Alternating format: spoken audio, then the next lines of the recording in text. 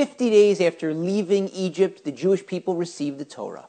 And when we stood at the base of Mount Sinai, we underwent a mass national conversion. That's when we became the Jewish people. And so it's fitting that on the Shavuos holiday, we read Megillas Rus, the story of Ruth, the convert par excellence. To briefly summarize her story, there was a prominent Jewish couple, Elimelech and Naomi, in Israel. A famine struck the land and they left. They went to the land of Moab with their 2 sons. The 2 sons met and married 2 Moabite women, Ruth, Rus, and Orpah. A number of years went by during which Elimelech, the father, and his 2 sons died, and Naomi was left with her daughters-in-law. She got word that the famine had ended in the Holy Land, so she decided to return home. Her daughters-in-law wanted to accompany her, but she tried to dissuade them. She said, "Ladies, what are you thinking? I'm not married. Even if I get married tomorrow, you're going to wait till I have sons who grow up to be old enough to marry you?" She was hinting at the law of Yibum, levirate marriage, the biblical law that states that if a man marries a woman and then he dies before they have children, that man's brother has an obligation to marry his wife or to perform a ceremony to free her to marry another man. Orpah is convinced. She goes back to Moab. Ruth is not convinced. Naomi says to her, "Go, follow your sister-in-law. Go back to your God." And Ruth, in an incredibly moving scene, says, "No. Naomi, wherever you go, I'll go. Wherever you live, I'll live. Your people are my people. Your God is my God. Where you die, I'll die, and I'll be buried there." And when Naomi sees how sincere she is, she relents, and she brings Ruth back with her to the Holy Land. They arrive and they meet up with Boaz, a relative of Naomi's deceased husband Elimelech, and Boaz is sensitive to this law of Yibum, the levirate marriage, but he realizes that there's a closer relative. He offers that closer relative the opportunity to marry Rus.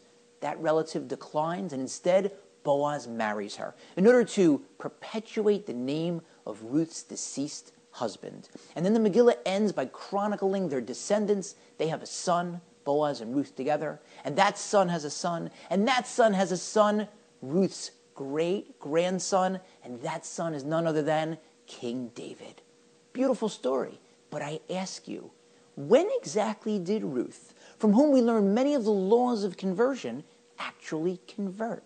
If you tell me that she converted later during that poignant, emotional scene when Naomi is trying to convince her to return to her God, then we have a problem. Because that means that she wasn't Jewish when she married her first husband. If she wasn't Jewish then there'd be no law of Yibum, of levirate marriage. If a Jewish man marries a non-Jewish woman, and the Jewish man dies, we don't tell his brother that he has an obligation to marry the non-Jewish woman. So she must have converted before marrying her first husband.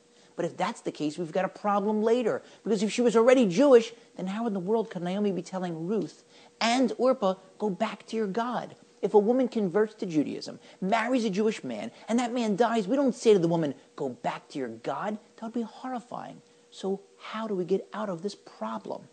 I once heard an elegant resolution as follows. Ruth and Orpah certainly converted before they married their first husbands. But Naomi wasn't sure whether that conversion was sincere or not. Maybe they married their husbands because they were wealthy or charismatic or funny or handsome or all of the above. So Naomi felt that she had to test their sincerity before bringing them back to Israel. She tested it and saw retroactively that Orpah had not been sincere when she converted, but Ruth had been sincere.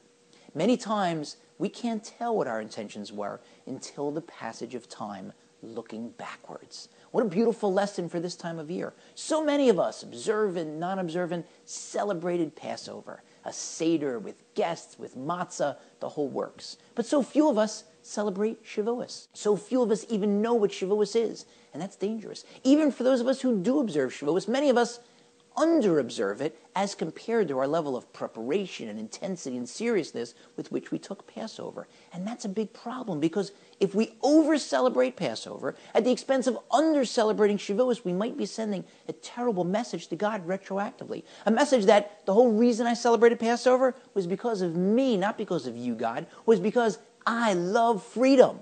But don't talk to me about rules and accepting the Torah. And that's a problem, because the whole point of Passover, the whole point of taking us out of Egypt, was so that we could receive the Torah. So this year, let's redouble our efforts. Let's show God we're all in. We're we're with the program. We appreciate the freedom you gave us on Passover, and we appreciate even more the Torah that you gave us on Shavuos.